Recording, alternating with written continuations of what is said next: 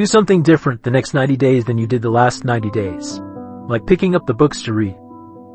Do something different like the new health disciplines. Relationship with your family, whatever it is, doesn't matter how small it is. If you'll start doing different things with the same circumstances, since we cannot change the circumstances, but we can change ourselves. We can change what we do. Then he gave me another secret to success when he said, what you have at the moment you've attracted by the person you've become. Few little simple principles here. Once you understand these, it starts to explain so much. Now, sometimes it's a little tough to take, blaming yourself instead of the marketplace. Taking responsibility instead of putting it off on someone else. That transition sometimes is a challenging mission. And this one was a little tough for me. Work harder on yourself than you do on your job. Once I got that, it turned my life around. Learn to work harder on yourself than you do on your job. He said if you work hard on your job, you'll make a living. If you work hard on yourself, you can make a fortune. I'm the guy, I don't mind coming a little bit early, staying a little bit late. I don't mind that. You say, well, how come he's got pennies in his pocket, nothing in the bank, and behind on his promises? Well, I was a hard worker, but I was working hard on my job, not on myself. I'm telling you, if you'll learn that simple little principle and start the process today, latest tomorrow, I'll give you tonight to think it all. And start this whole process of personal development, work on yourself, make yourself more valuable to the marketplace. I'm telling you, you can so dynamically change your income, and economics is the least of the values that you can start earning in terms of equity. If you'll start working harder on yourself than you do on your job. Work hard on develop the skills. Work hard on yourself and develop the graces. All of the stuff necessary to become more valuable to the marketplace. I'm telling you, your whole life can explode into change. Promotions, no problem. Becoming more valuable to the company, telling you, no problem. Money, no problem. Economics, no problem. Future, no problem. If you just go to work on the right thing, not get things out there to change. Don't try to change the seed. Don't change the soil. Don't change the sunshine. Don't change the rain. Don't change the mix of seasons. Let the miracle of everything that's available work for you. And start working on the inside. Work on your philosophy. Work on your attitude. Work on your personality. Work on your language. Work on the gift of communication. Work on all of your abilities. And if you'll start making those personal changes, I'm telling you, everything will change for you. There is one magic word that stands out above all the rest. It is discipline. Discipline is the bridge between thought and accomplishment, between inspiration and achievement, between necessity and productivity. Remember, all good things are located upstream from us. The passing of time takes us adrift, and drifting only brings us the negative, the disappointment, and the failure. Failure is not a cataclysmic event. It is not generally the result of one major incident, but rather of a long list of accumulated little failings. If your goal requires that you write 10 letters today, and you write only 3, you are down 7 letters. If you want to make 5 calls and only make 1, you are down 4 calls.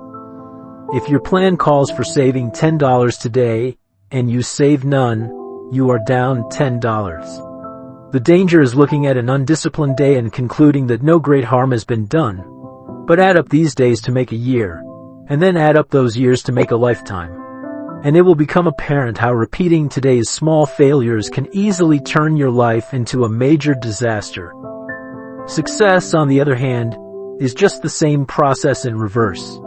If you plan to make 10 calls, and you end the day having made 15, you are up 5 calls. You can see what a massive difference this sort of thing could make in a year. And what wealth and accomplishment await over a lifetime. Discipline is like a set of magic keys that can unlock all the doors of wealth, happiness, culture, high self-esteem, pride, joy, accomplishment, satisfaction, and success. The first key to discipline is awareness of the need for and value of discipline, especially the discipline to make the necessary changes. What will it take? What must I do and what must I become to get all I want from life? The second key is willingness.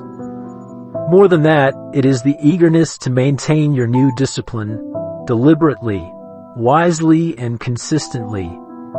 The third key to discipline is the commitment to master the circumstances of your daily life, to see and harness the opportunities, to make something of the good, as well as that which comes in the guise of misfortune. Discipline does many things, but most important of all is what it does for your mindset. It makes you feel better about yourself. Even the smallest discipline can have an incredible effect on your attitude, and the good feeling you get, that surging feeling of self-worth that comes from starting a new discipline, is almost as good as the feeling that comes from the accomplishment the discipline brings. A new discipline immediately alters your life direction. You don't change destinations immediately. That is yet to come, but you can change direction immediately. And direction is very important. Discipline cooperates with nature. Everything strives. It is a common life function. How tall will a tree grow? As tall as it can. Everything strives to become all it can possibly be. And that is what discipline is all about. Striving to fulfill our natural potential, to become all that we can be. The human will in action, driven by inspiration, enticed by desire, tempered by reason, guided by intelligence, can bring you to that high and lofty place called the good life. Discipline attracts opportunity, which is always attracted to ambition and skill in action. Discipline taps the unlimited power of commitment. Discipline, those unique steps of intelligent thought and activity that put a lid on temper and a faucet on courtesy, that develop the positive and control the negative, that encourage success and deter failure, that shape lifestyle and control frustration, that enhance health and curb sickness, that promote happiness and manage sadness. Discipline, the continuing process that brings all the good things. Remember, anyone can start the process. It's not if I could, I would. Rather, it's if I would, I could. If I will, I can. So, start the process. Begin a new habit, no matter how small it is. Size isn't important. Whether or not you start and whether or not you continue are all that matter. What's at the core of achieving the good life? It is not learning how to set goals. It is not learning how to better manage your time. It is not mastering the attributes of leadership. Every day in 1,000 different ways, we are trying to improve ourselves by learning how to do things. We spend a lifetime gathering knowledge in classrooms, in textbooks, in experiences, and if knowledge is power, if knowledge is the forerunner to success, why do we fall short of our objectives? Why, in spite of all our knowledge and collected experiences, do we find ourselves aimlessly wandering, settling for a life of existence rather than a life of substance? There may be many answers to this question. Your answer may be different from that of everyone else you know.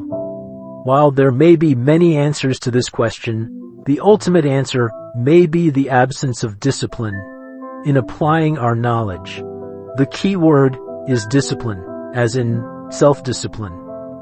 It doesn't really matter how smart you are if you don't use your knowledge. It doesn't really matter that you graduated magna cum laude if you're stuck in a low-paying job. It doesn't really matter that you attend every seminar that comes to town if you don't apply what you've learned. We spend our lives gathering knowledge, gathering skills, gathering experiences. But we must also apply the knowledge, skills, and experiences we gather in the realms of life and business. We must learn to use what we've learned, and once we've applied our knowledge, we must study the results of that process and refine our approach. Finally, by trying and observing and refining and trying again, our knowledge will inevitably produce worthy, admirable results. And, with the joy and results of our efforts, we continue to fuel our ambition with the positive reinforcement of continued progress. Pretty soon, we'll find that we're swept into a spiral of achievement, a vertical rise to success. And the ecstasy of that total experience makes for a life triumphant over tragedy, dullness, and mediocrity. But for this whole process to work for us, we must first master the art of consistent self-discipline. It takes consistent self-discipline to master the arts of setting goals, time management, leadership, parenting, and relationship. If we don't make consistent self-discipline part of our daily lives, the results we seek will be sporadic and elusive. It takes a consistent effort to truly manage our valuable time. Without it, we'll be consistently frustrated. Our time will be eaten up by others whose demands are stronger than our own. It takes discipline to conquer the nagging voices in our minds, the fear of failure, the fear of success, the fear of poverty, the fear of a broken heart. It takes discipline to keep trying when that nagging voice within us brings up the possibility of failure. It takes discipline to admit our errors and recognize our limitations. The voice of the human ego speaks to all of us. Sometimes, that voice tells us to magnify our value or accomplishments beyond our actual results. It leads us to exaggerate, to not be totally honest. It takes discipline to be totally honest, both with ourselves and with others. Be certain of one thing. Every exaggeration of the truth, once detected by others, destroys our credibility. It makes all that we say and do suspect. As soon as a business colleague figures out that we tend to exaggerate, guess what? He'll think we always exaggerate, and he'll never quite hold us in the same regard again. The tendency to exaggerate, distort, or even withhold the truth is an inherent part of all of us. It starts when we're kids. Johnny says, "I didn't do it. I didn't do it." Well, maybe Johnny didn't do it, but he probably had something to do with it. And then it continues when we're adults, exaggerating the benefits of a product to make a sale, exaggerating our net worth to impress old friends, exaggerating how close we are to closing a deal to impress the boss. Only an all-out disciplined assault can overcome this tendency. It takes discipline to change a habit, because once habits are formed, they act like a giant cable, a nearly unbreakable instinct that only long-term disciplined activity can chain. We must unweave every strand of the cable of habits, slowly and methodically, until the cable that once held us in bondage becomes nothing more than scattered strands of wire. It takes the consistent application of a new discipline, a more desirable discipline, to overcome one which is less desirable. It takes discipline to plan.